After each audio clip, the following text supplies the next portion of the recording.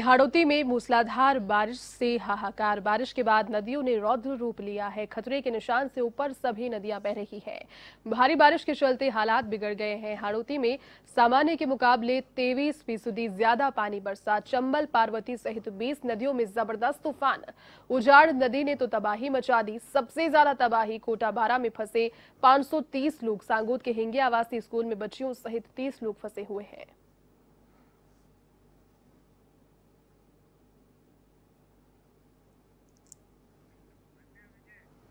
अधिक अपडेट के साथ में कोटा से ब्यूरो चीफ प्रणय विजय इस वक्त मेरे साथ फोन लाइन पर जुड़े हुए हैं। प्रणय, देखिए हाड़ौती में जिस तरीके से बारिश के बाद का मंजर देखने को मिल रहा है, अभी भी काफी ज्यादा लोग फंसे हुए हैं। अलग अलग सभी नदियां पूरे अपने उफान पर है और खतरे के निशान से ऊपर सभी नदियां बह रही है। फिलहाल क्या अपडेट, किस तरीके से लोगों को रेस्क्यू करने की कवायद जारी है? प्रणय जी, कोटा में और हाड़ौती संभाग में बारिश का जो दंश है उससे लोग बहुत ज्यादा प्रभावित हुए हैं।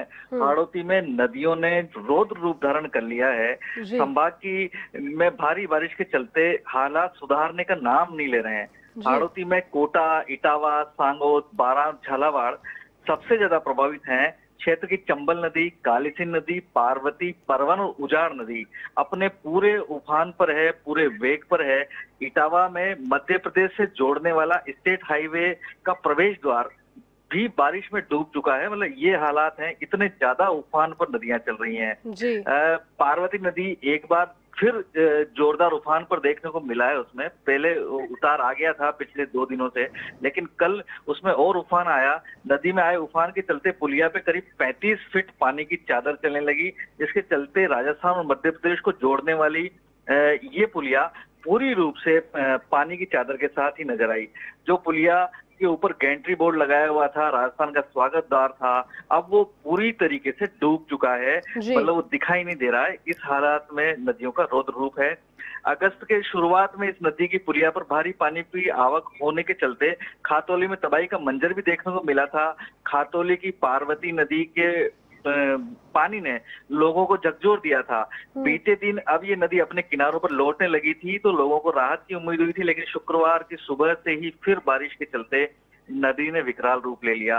अब सांगोद की बात करें तो वहां पे परवन उजाड़ नदी ने सांगोद में पूरी तरीके से उफान पर है। पूरे मार्ग अवरुद्ध कर दिए गए हैं। खातौली का मदनपुरा और फरेरा गांव फिर टापू में तब्दील हो गए हैं एक बार फिर। साथ ही इटावा उपखंड के मुख्यालय पे कोटा जिला मुख्यालय के जोड़ने वाली ढीबरी की कालीसिंध नदी में भी पानी की बढ़ोतरी हुई है। कालीसिंध नदी में करीब 8 फीट की चादर चल रही है, जिसके परिणाम से ये इटावा का जिला मुख्यालय कोटा से पूरी तरीके से संपर्क कट गया है। वहां पर लाइट के कनेक्शन, मतलब लाइट का भी कोई सोर्स नहीं है अब जाने का। राजस्थान का सबसे बड़ा पुल कहा जाता है गेता माखीजा पुलिया को।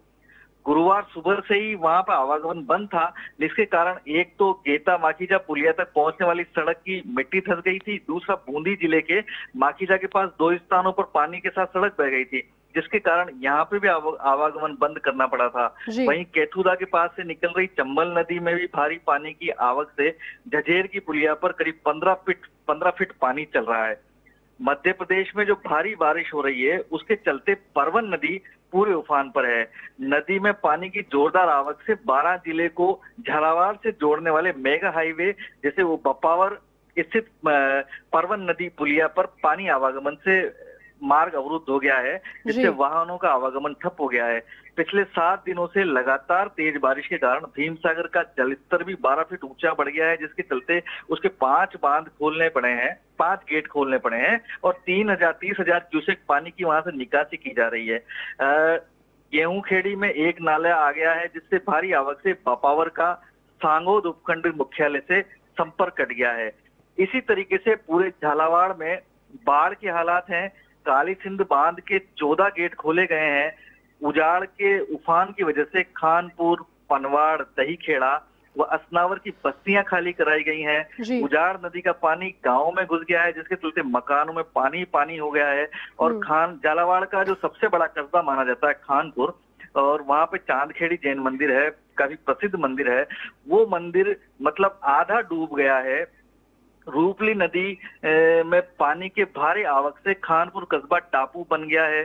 जिले की सारी फसलें लगभग 80% तो प्रशासन मान रहा है, लेकिन जो किसान बोर्ड है, किसानों के जो संगठन है, वो 100% फसल का मुआवजा मांग रहे हैं कि लगभग सारी फसल खराब हो गई है।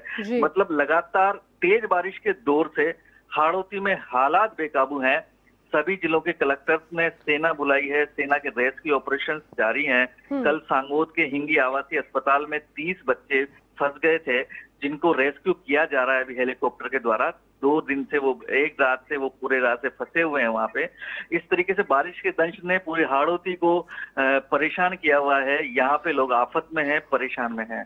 जी चलिए प्रणय, बहुत शुक्रिया तमाम अपडेट के लिए।